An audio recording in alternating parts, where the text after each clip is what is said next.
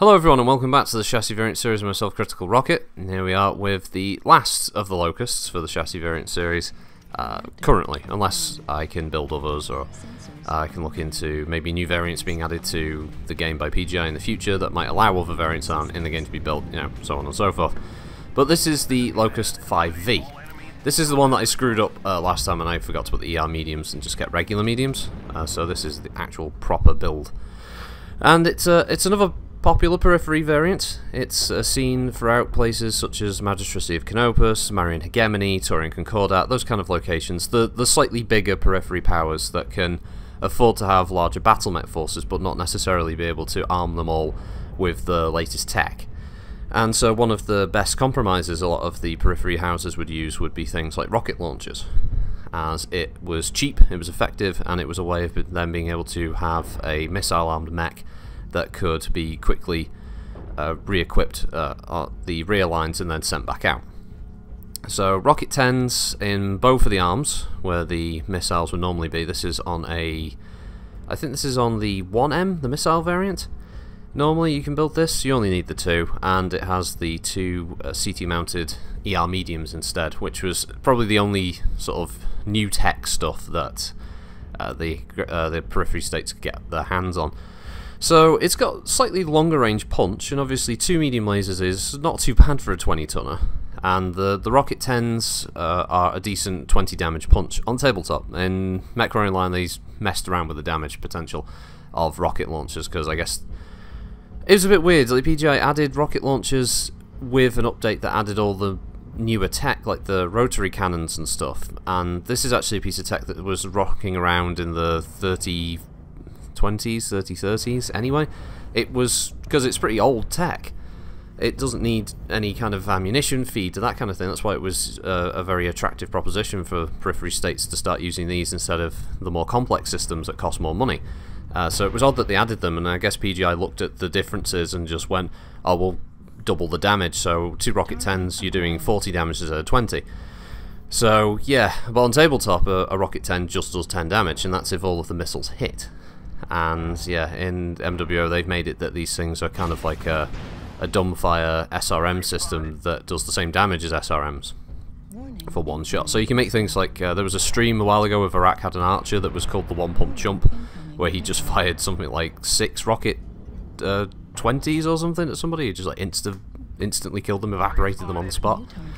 So yeah, it can do a lot of damage, but in this build, rockets just really aren't worth it. They're a pretty naff weapon system, let's face it.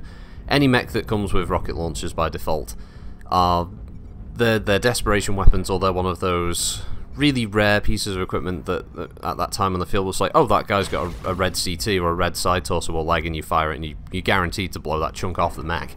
But it's so few and far between. You'd just be better off using, you know, traditional missile systems that will give you at least a few more shots before running out. So yeah, the 1V, it's kind of fun that you can make it, and you can make some of these periphery builds, and I suppose if you wanted to just sort of challenge yourself and charge around maybe with a couple of friends just messing about, it's good for that. As far as using this as a viable build in Mech-Warrior, it sadly doesn't really rate, especially with the ability to just mount streaks instead, or being able to use MRMs, that kind of thing, which will definitely get you better damage results at the end of a match. So yeah, but it's what you can build. It is one of the Locusts that are available in Battletech, and you can make it in Mech-Warrior Online if you so wish. It's a cheap build as well. You're not going to spend a lot in terms of C-bills to buy the mech or to modify the mech, so if you did want to mess around with it, I think I pretty much had this thing teched up to the nines, double heat sinks, endo steel, ferro, just to be able to give it as much room as possible for the necessary heat sinks and bigger engine and all the rest of it, because speed is essential. If you don't have that ability to quickly extricate yourself, you are going to be in a lot of trouble, because Locusts do not live long under sustained fire. Although they might live a little bit longer than the likes of a Flea, because Fleas are very, very slow. You might be able to hear Sooty in the background, who's just decided to take Hebe's job for a change.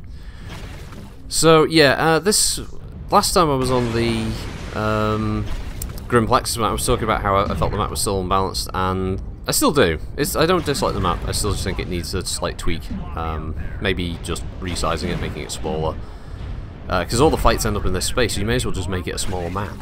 Because hardly anyone uses the big donut section around that allows you... I guess the intention is for fast-moving units to use it to flank without being spotted. And nobody does that because you split the team and you lose firepower, and the whole game is about deathballing.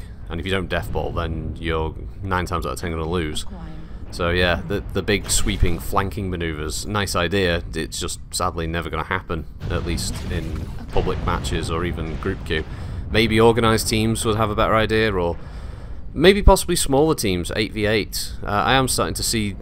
I've always been a big proponent of this, 12 on 12, but sometimes I do feel, yeah, 8v8 might be a better route for the game. I don't know. 8v8 might at least give you more areas of the map that you can use if you want to as a team, and not have to worry so much about getting outflanked or, well, basically just getting deathballed instantly by 6 assaults or 7 assaults, because that can happen sometimes. Matchmaker be crazy. So... yeah, this ends the... this is coming up to the end of the match now with the Locust series. This was a pretty decent fight, at least. Both teams did have a bit of back and forth, and it could have, tipped either way. But the next one, I'm going to be interchanging, so I'm going to go Innisphere first, and I'm going to go Clan. So I'm going to see what I can build of the Piranha. I think there is one version of the Piranha I can make that might have a slight concession with certain tech, because I think it's the Piranha 3. It's supposed to have linked machine gun arrays or something, and it's basically just... and a machine gun array is just an array that has 3 machine guns, so I think I can just build that anyway in the standard Piranha, and it has some backup energy weapons, so yeah, I should be able to get away with that. Stupid cats are fighting each other in front of me now. Yeah, so get the Piranha, and then we're going over to 25 tonners, and then, so back and forth like that, going through, so it won't be so Innisphere-centric for a long time. He'll be right down the middle, as long as I've got mechs for it, which, if there's not a main climax, it'll run out. Well, that's the end of that one, and it was a loss. It was a win and a loss, which I think is fair, and not surprising, the rocket launcher mechs just not very good compared to the all-energy mechs. So, that was a good one. Thanks for watching, everybody. Bye!